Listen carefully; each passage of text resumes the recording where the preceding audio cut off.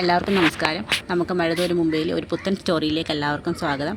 അങ്ങനെ അലീനെ കാണാൻ വേണ്ടി ശരണ്യയുടെ അമ്മയും ഷായ്ചേട്ടനും കൂടി വീട്ടിലോട്ട് വരുന്നുണ്ട്. വീട്ടിലോട്ട് വരുന്ന സമയത്ത് എല്ലാവരും വളരെ സ്നേഹപൂർവ്വം മര്യാദയോടാണ് എല്ലാവരും സംസാരിക്കുന്നത്. രോഹിത്തിന് പോലും അവരോട് വളരെ മര്യാദപൂർവ്വമാണ് പെരുമാറുന്നത്. അതിനുശേഷം ബാലേന്ദ്രൻ അവർ വന്നിട്ടുണ്ടെന്ന് അറിഞ്ഞ് താഴേക്ക് ഇറങ്ങി വരികയാണ്. അതിനുശേഷം തൻ്റെ മകൻ അറിയാതെ അറിഞ്ഞാണെങ്കിലും ആ ഒരു സമയത്ത് ആ ഒരു സാഹചര്യത്തിൽ അവൻ അവിടെ ഉണ്ടായിരുന്നു. അതിൻ്റെ പേരിൽ തന്നോട് എന്തെങ്കിലും തെറ്റ് മോൾ ചെയ്തിട്ടുണ്ടെന്നുണ്ടെങ്കിൽ മോൾ അവന് മാപ്പ് കൊടുക്കണമെന്ന് പറഞ്ഞ് മാപ്പ് പറയുന്നുണ്ട്. അതിനുശേഷം അവരുടെ എല്ലാവരെയും കൂടിയിരുന്ന് ആഹാരവും കൊടുക്കുന്നുണ്ട്. നിങ്ങൾ ഭക്ഷണം കഴിച്ചിട്ടൊക്കെ പോയാൽ മതിയെന്ന് പറയും. അതിനുശേഷം എല്ലാവരെയും കൂടി ഭക്ഷണമെല്ലാം കഴിച്ച് അലീനയോട് യാത്രയും പറഞ്ഞാണ് തിരിച്ച് അവർ വീട്ടിലോട്ട് വരുന്നത്. വീട്ടിൽ വരുന്ന ശരണ്യ അമ്മയും അവിടെ നടന്ന സംഭവത്തെക്കുറിച്ച് അവരോട് വാദവരെ പറയുകയാണ്. അലീന അവർ ഒരു വീട്ടുവേലക്കാരിയായിട്ടല്ല കരുതുന്നത്. എല്ലാവർക്കും ഒരു മൂത്ത ചേച്ചി തന്നെയാണ് അലീന. ആ കുട്ടിയോട് വളരെ മര്യാദപൂർവ്വമാണ് എല്ലാവരും പെരുമാറുന്നത്. നമ്മുടെ മോളോട് ആ ബാലചന്ദ്രൻ സാറ് മാപ്പ് പറഞ്ഞു ചെയ്തു പോയ തെറ്റിന് എന്നൊക്കെ പറയും. പക്ഷേ ഗോപൻ പറയുന്നുണ്ട് ഇതൊക്കെ അവരുടെ അഭിനയമാണ്. കോടതി വിസ്താരം നടക്കുന്ന സമയത്ത് അവരുടെ മോന് അനുകൂലമായി മൊഴി പറയാൻ വേണ്ടി മാത്രമാണ് അവരിങ്ങനെയൊക്കെ പെരുമാറുന്നത് പറയുമ്പോൾ ശരണ്യെ പറയും അത് ഗോപേട്ടൻ അവരെക്കുറിച്ച് അറിയാഞ്ഞിട്ട് അവരുടെ നല്ല പെരുമാറ്റവും നല്ല മനുഷ്യരും അവർ അവിടെ ചെന്നപ്പോൾ ഉണ്ടായ സംഭവങ്ങളെക്കുറിച്ച് ഷായ്ചേട്ടനോട് ചോദിച്ചാൽ മതി, ചേട്ടൻ പറഞ്ഞു തരുമെന്നൊക്കെ ഗോപനോട് ശരണ്യ പറയുന്നുണ്ട്.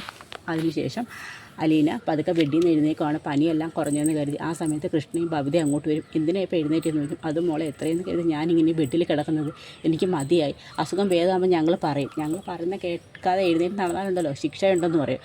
ഉടനെ കൃഷ്ണ പറയും ചേച്ചി ശിക്ഷ കൊടുക്കണോ ബബിത ചേച്ചി, പിന്നെ പറഞ്ഞ കേട്ടില്ലെങ്കിൽ ശിക്ഷ കൊടുക്കുമെന്ന് പറയും. ഉടനെ അലീന പറയും ഓഹോ ഇപ്പം നിങ്ങൾ രണ്ടുപേരും ഒന്നായോ, പിന്നെ ഞങ്ങൾ രണ്ടും ഒരു സെറ്റാണ്. ഈ കാര്യത്തിൽ ബബിത ചേച്ചി പറഞ്ഞ കൂടെ തന്നെ ഞാനും നിൽക്കുന്നത്.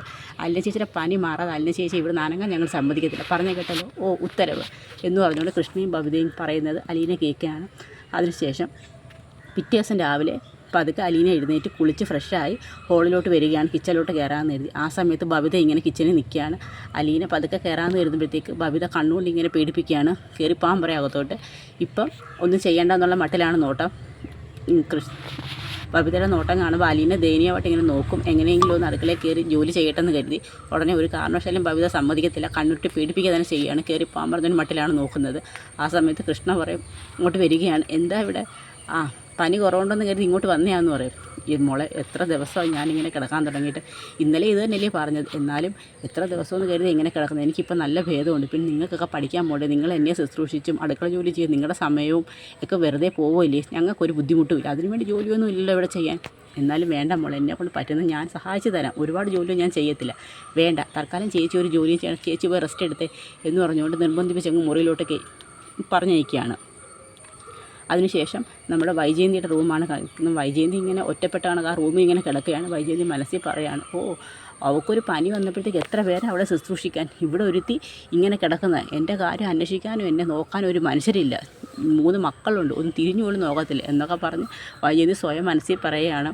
ഞാനിവിടെ പെയിൻ ഗസ്റ്റ് ആണെങ്കിൽ ഞാനിവിടെ കിടന്നോണം, അവളാണല്ലോ ഇപ്പോഴത്തെ ഭരണക്കാരി അലീന, ഞാൻ വെച്ചിട്ടുണ്ട് എല്ലാത്തിനും, അവളെ എങ്ങനെയെങ്കിലും വീട്ടിൽ നിന്ന് പുറത്താക്കണം എന്നൊക്കെ പറഞ്ഞിങ്ങനെ ഇരിക്കുകയാണ്. അതിനുശേഷം റൂമിൽ നിന്ന് പുറത്തിറങ്ങിയിട്ട് അലീനയുടെ റൂമിലോട്ട് പോകാൻ നോക്കുകയാണ്. അവൾ പനി പിടിച്ച് കിടക്കാമെന്നില്ലേ പറഞ്ഞു. എന്തായാലും പോയിട്ട് വരാം, സത്യമാണോന്ന് അറിയണമെന്ന് പറഞ്ഞുകൊണ്ട് അപ്പോൾ അതൊക്കെ ആരും കാണാതെ വൈജ മുറി തുറന്ന് അലീനയുടെ റൂമിലോട്ട് വരികയാണ്. ആ സമയത്ത് അലീന റൂമിൽ ഇങ്ങനെ കിടക്കുന്നുണ്ട്.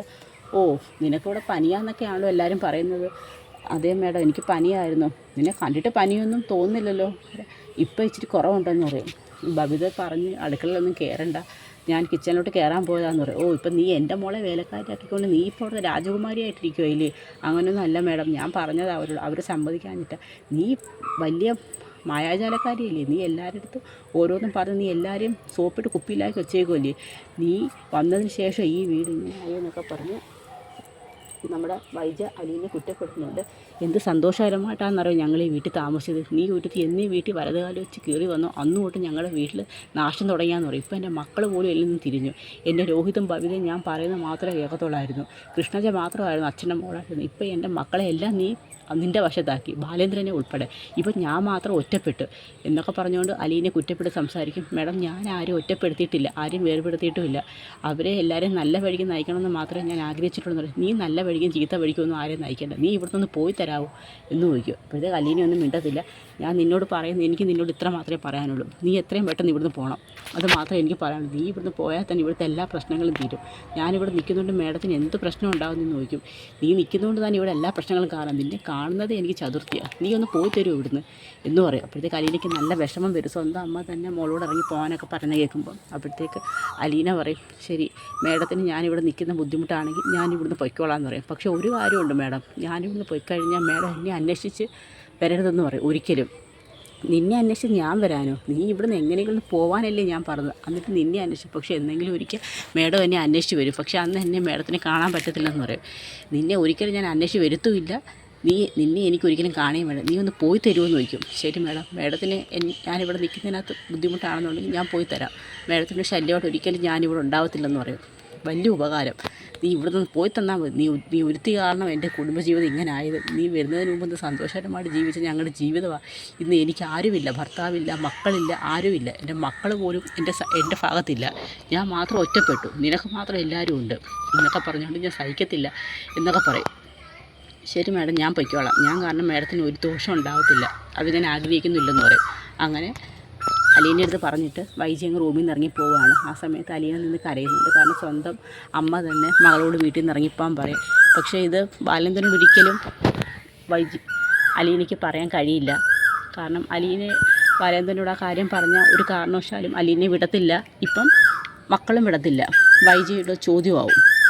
അപ്പോൾ അതുകൊണ്ട് ഇനി എന്തായിരിക്കും വൈജിയുടെ തീരുമാനം പോലെ അലീന അനുസരിക്കുമോ, വീട് വിട്ട് പോകുമോ, അതോ ബാലേന്ദ്രൻ്റെ മക്കളെ ഉപേക്ഷിച്ച് പോകാൻ അലീനയ്ക്ക് കഴിയുമോ? അപ്പോൾ അതൊക്കെയാണ് നമ്മൾ ഇനി വരും ദിവസങ്ങളിലും കേട്ട് കാണാൻ പോകുന്നത്. അപ്പോൾ അതിനെ നമുക്ക് കാത്തിരിക്കാം. എല്ലാവർക്കും പ്രമോഷൻ ഇഷ്ടമായെങ്കിൽ ഒന്ന് സബ്സ്ക്രൈബ് ചെയ്ത് സപ്പോർട്ട് ചെയ്യണേ. എല്ലാവർക്കും ഒരു നല്ല ദിവസം നേരുന്നു. നന്ദി.